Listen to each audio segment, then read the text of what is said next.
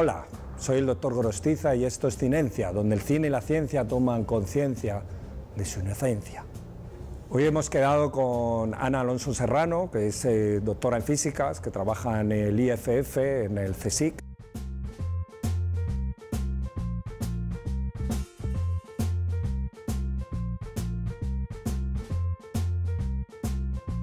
Bueno, Ana, pues queríamos hacerte algunas preguntas muy relacionadas con el regreso al futuro, el viaje en el tiempo. Una que creo que es la más clara que a todos se nos ocurre: ¿se puede regresar al futuro? Es decir, ¿se puede viajar hacia atrás en el tiempo? ¿Qué nos dicen los físicos de esto? Bueno, la idea es que todo el tema de la posibilidad de viaje en el tiempo, ¿no?, se enmarca dentro de la teoría de la relatividad. Sí. En la que el tiempo es una coordenada de nuestra teoría. Entonces, bueno, matemáticamente sí podrían existir ciertos espacio-tiempos en los que se pueda viajar atrás. Pero en cuanto ponemos condiciones físicas y vemos qué pasa, siempre hay algo físico que nos dice que no es posible. Entonces parece que no se puede viajar atrás en el tiempo. Ni siquiera en un DeLorean. No, ni siquiera en un DeLorean. ¿Y esas condiciones físicas a qué se refieren? Por ejemplo, el agujero gusano o el túnel de gusano es factible desde el punto de vista matemático, pero ¿qué problemas físicos encontraríamos si nos metemos dentro? Pues el caso es que el agujero gusano, la geometría en sí que hace ese túnel, sí que es factible. Pero cuando le pones materia, resulta que la materia tiene unas propiedades muy extrañas, entonces no parece que vayamos a encontrar una materia capaz de sustentarlo. O, por ejemplo, tiene inestabilidades en la entrada, entonces, pues, vale, a lo mejor lo podrías conseguir abrir un momento, pero rápidamente se desestabilizaría y se explotaría. Desintegraría. ¿Qué propiedades tiene que tener la materia para que se produzca esas propiedades raras? ¿A qué te refieres? Bueno, pues, por ejemplo, una materia con una energía negativa.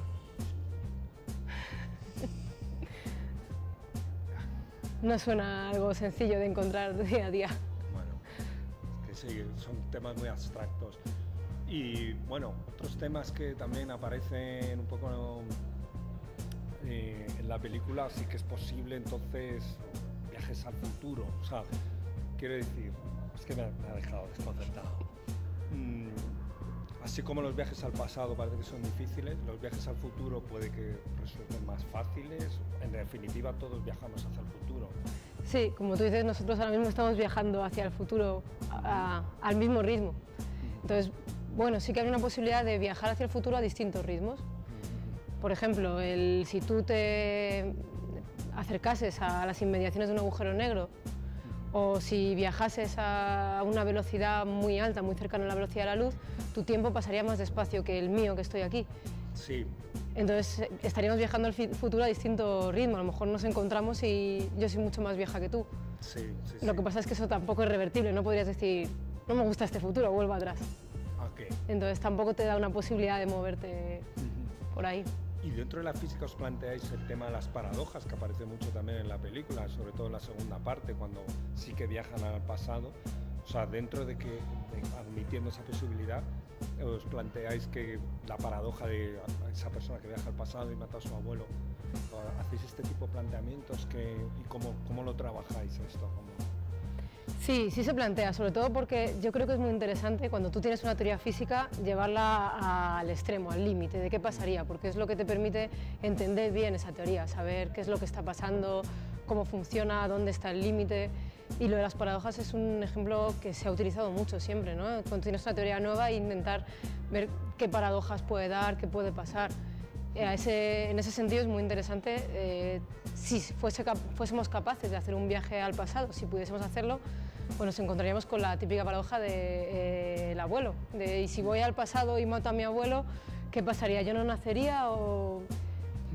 Y no sé, dentro de eso ha habido, ahora que se me ocurren dos intentos bastante relevantes. Uno es muy determinista, no contempla el libre albedrío, entonces todo lo que pase cuando yo viaje al pasado va a ser lo que ha dado el futuro en el que estoy viviendo, porque ya lo he vivido. Es decir, si yo estoy aquí viva es que no maté a mi abuelo, entonces cuando viaje al pasado e intentar matar a mi abuelo, algo va a pasar que yo no voy a poder hacerlo.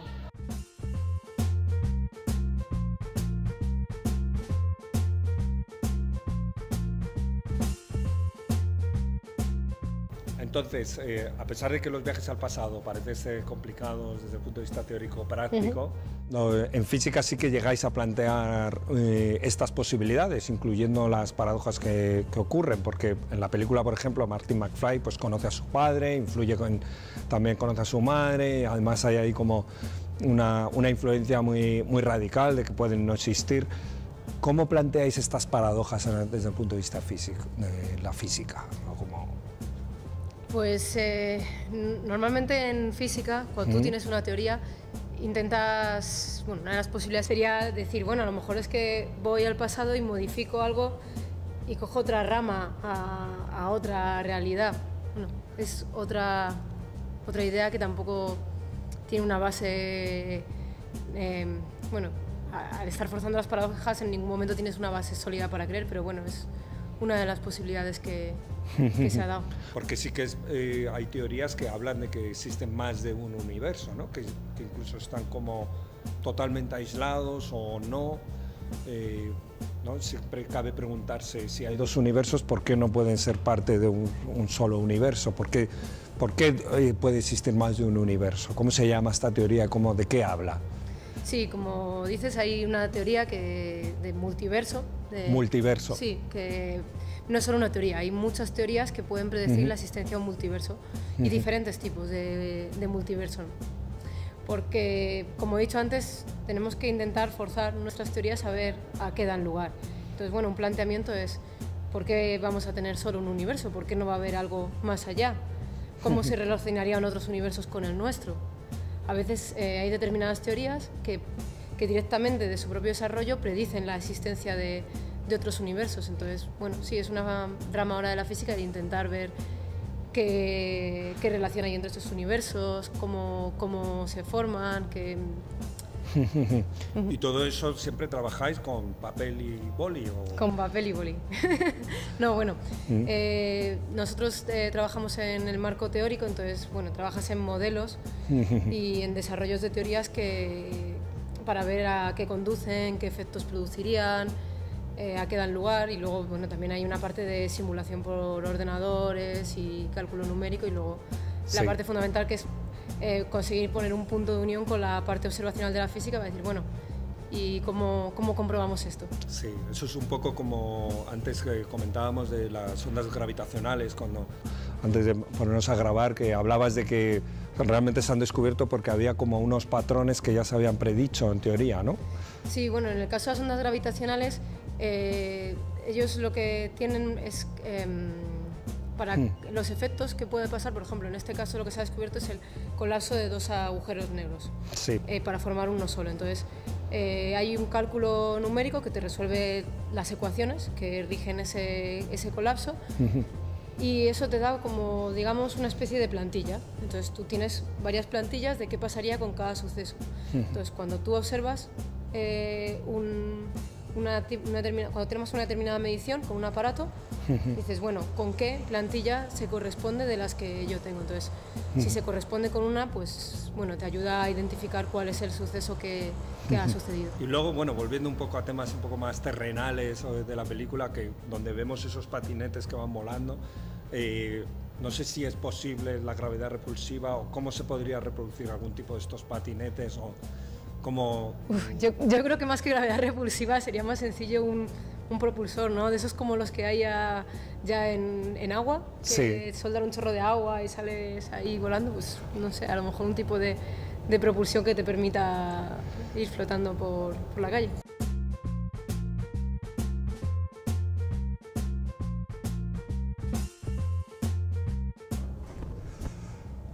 Hoy con Ana hemos podido analizar de temas físicos que plantea las películas Regreso al Futuro, como son, por ejemplo, los viajes al pasado, que aunque sí que son posibles desde el punto de vista matemático, a la hora de la práctica en física tenemos muchos problemas, muchas limitaciones, como son, por ejemplo, utilizando túneles de gusano, la necesidad de que tuviera que existir materia con energía negativa.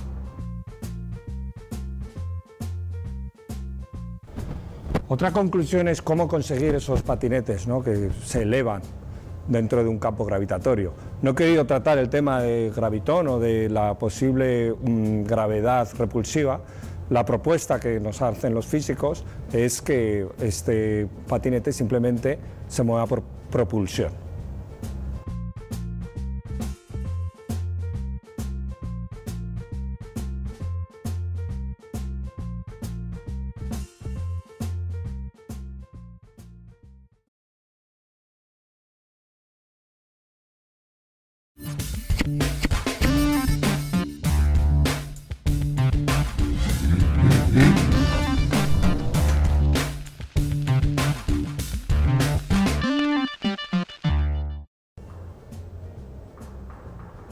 Hola, soy el Dr. Gorostiza y esto es Cinencia, donde el cine y la ciencia toman conciencia de su inocencia.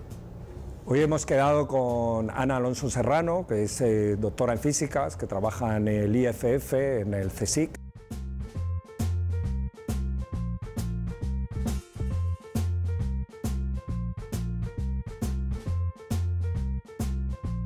Bueno, Ana, pues queríamos hacerte algunas preguntas muy relacionadas con... De la posibilidad de viaje en el tiempo, ¿no? Se enmarca dentro de la teoría de la relatividad, Sí.